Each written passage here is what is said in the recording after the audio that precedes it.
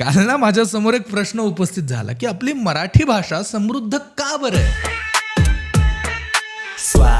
मराठी सिद्धू आहेच तुमच्या सोबत स्वॅग मराठी हा आपला शो सुरू करतो आणि ज्या व्यक्तीने हा प्रश्न उपस्थित केला त्या व्यक्ती सोबतच तुम्हाला सुद्धा याचं उत्तर द्यायचंय की मराठी भाषा समृद्ध का आहे. आता बघा, साधं सरळ सोपं उदाहरण देतो. एक साधं मातीचं भांड आहे ज्याबद्दल आपल्या उन्नत मराठी भाषेची समृद्धी बघा. वाजवण्यासाठी ते मातीचं भांड वापरलं तर त्याला घटम म्हणतात. तेच भांड अंत्यसंस्काराला मडकं होतं, नवरात्रीला घट होतं, संक्रांतीला सुगड होतं, दही हंडीला त्याची हंडी होते, पण दही लावायला गार्ग होतं, चहा प्यायला कुल्लड होतं आणि लग्नविधीत तेच मातीचं भांड अविघ्न कलश होतं. यापेक्षा काय पाहिजे? प्रत्येक गोष्टीचे, प्रत्येक वाक्याचे मराठीमध्ये समृद्ध अर्थ आहेत, समृद्धपणे वापर आहे. सो यामुळेच मराठी भाषा समृद्ध आहे. याच मराठी भाषेच्या पैलूंविषयी बोलणार आहोत तिथेच माय FM वर. चलो अच्छा सुनते है.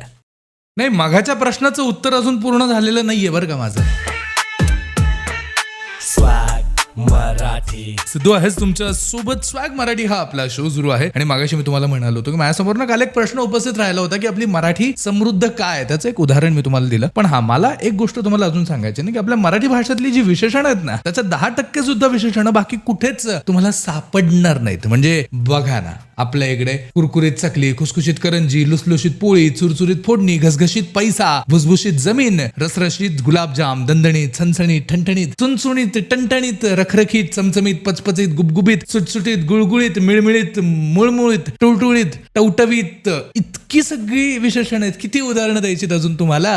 एवढी सगळी उदाहरणं असून सुद्धा जर विचारलं जातं की मराठी समृद्ध काय, तर कुठेतरी आपल्याला स्वतःकडेच लक्ष देणं गरजेचं आहे ना, की आपण मराठीला समजूच शकलो नाहीये. हीच मराठी भाषा, हेच मराठीचे पैलू, हीच मराठीची खासियत तुमच्यापर्यंत पोहोचवण्याचं काम करणाऱ्या याच कार्यक्रमातून, ज्याचं नाव आहे स्वॅग मराठी, माझ्या म्हणजेच सिद्धू सोबत. चलो अच्छा सुनते है.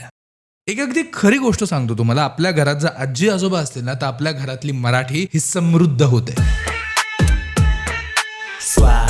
मराठी सिद्धू आहेच तुमच्या सोबत स्वॅग मराठी हा आपला शो सुरू आहे. आता माझ्या घरात माझी जी आजी आहे, माझी आजी शिक्षिका होती, तर आजीला ना इतक्या सगळ्या मराठीच्या गोष्टी माहिती आहेत, व्याकरण माहिती आहे. काल सहज बोलता बोलता तिच्या तोंडून निघून गेले की तळीराम गार करावा लागणार आहे. मला प्रश्न पडला की भाई, तळीरामचा अर्थ तर वेगळाच काहीतरी होतो, पण तळीराम गार करणे म्हणजे नक्की काय? तर मला जेव्हा अर्थ समजला, तो अर्थ तुम्हाला सुद्धा सांगायचा की तळीराम गार करणे म्हणजे पोट भरून जेवणे किंवा मनास स्वस्थता येणे, याचा अर्थ होतो तळीराम गार करणे. आईच्या हातचे सुग्रास जेवण जेवून सिद्धूचा तळीराम गार झाला, असं एक पूर्ण वाक्य या म्हणीपासून आपण तयार केलं. मराठीमध्ये एक नाही, असंख्य म्हणी आहेत. जसं मगाशी आपण बोललो की आपल्या इकडे असंख्य विशेषणं आहेत, जी विशेषणं लावून मराठी समृद्ध होते. तसंच आपल्या इकडे असंख्य म्हणी आहेत आणि त्या म्हणींचे अर्थ जर आपण डिकोड करायला गेलो ना, तर एक दिवस नाही, एक वर्ष नाही, अनेक वर्ष आपल्याला लागतील. एवढा मोठा लेख संग्रह जो आहे तो मराठीमध्ये आहे आणि याच सगळ्या गोष्टींविषयी बोलणार आहोत आपण इथे माय FM वर. चलो अच्छा सुनते है.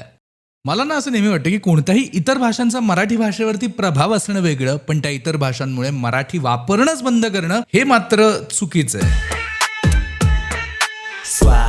मराठी सिद्धू आहेच तुमच्या सोबत स्वॅग मराठी हा आपला शो सुरू आहे. आता बघा ना, आपल्या इकडे अनेक मराठी शब्द आहेत, पण तरी सुद्धा आपण इंग्रजी शब्द बोलतो. आता म्हणा, आजकाल कुठल्याही गोष्टीसाठी, चांगल्या गोष्टीला दाद द्यायची असेल किंवा एखादी वाईट गोष्ट झाली असेल आणि आपल्याला बोलायचं असेल त्याविषयी, तर आपण मराठी वापरतच नाही. आणि ही गोष्ट मान्य करावी लागेल. म्हणजे जर एखादी गोष्ट आपल्याला फार आवडली तर आपण कसं म्हणतो, oh my God, it's so adorable, excellent, fabulous, यार इट्स गॉर्जियस, ऑसम. बघा किती शब्द निघाले. आणि मराठीत आपण काय म्हणतो बरं या गोष्टींना? जर आपण मराठीत कौतुक करायला गेलो, दाद द्यायला गेलो, तर मराठीत आपण काय म्हणतो? सुंदर, सुरेख, अप्रतिम. याच्या पुढे आपण जात नाही, बरोबर ना? आणि जर एखादी अशी वाईट गोष्ट घडली, एखाद्याचं वाईट झालं, तर आपण काय म्हणतो? Oh I am so sorry, it's really sad, I feel sorry for you. का बरं? मराठीत किती छान छान शब्द आहेत.